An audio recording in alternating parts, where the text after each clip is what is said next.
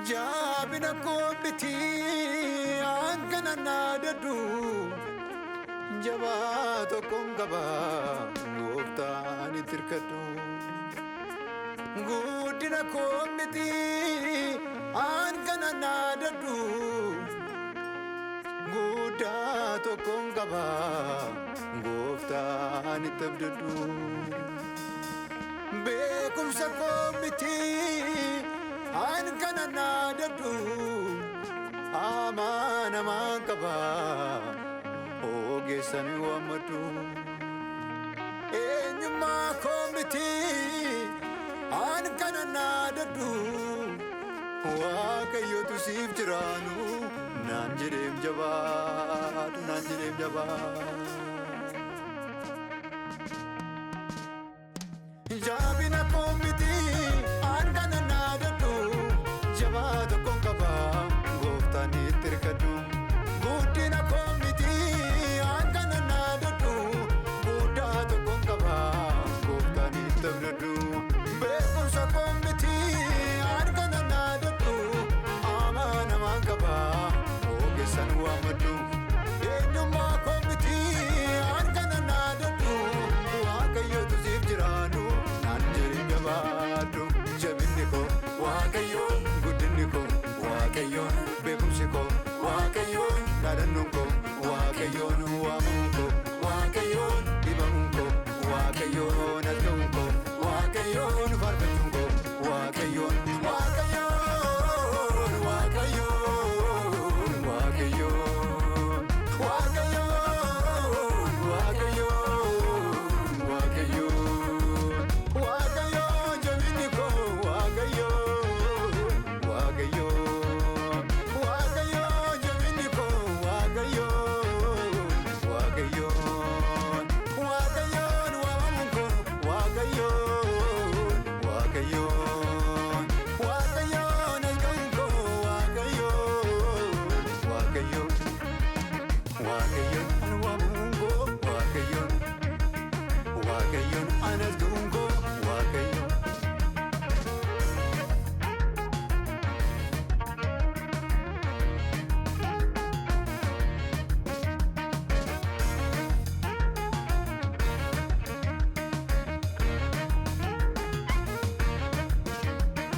Untu sanafte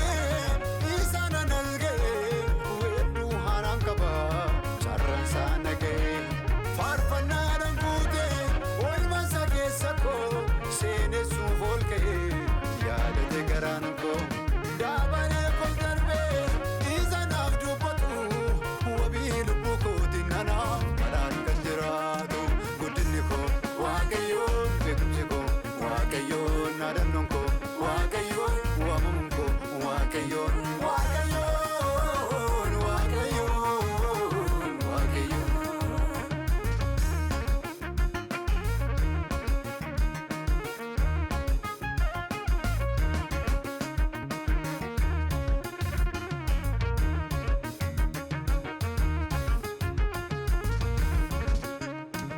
Iman siragaba ana badabai Haran keznar kaube ana dukabai Mana wame base bakketi singatu In kuftu in kanuftu Orma gadin tatu Jere tanan gorse undana barsise In sodadu ani sirgaini Obin namullise Gudiniko Wakayo bekumsiko Wakayo nadanunko Wakayo wamunko Wakayo Wakayo Wakayo Wakayo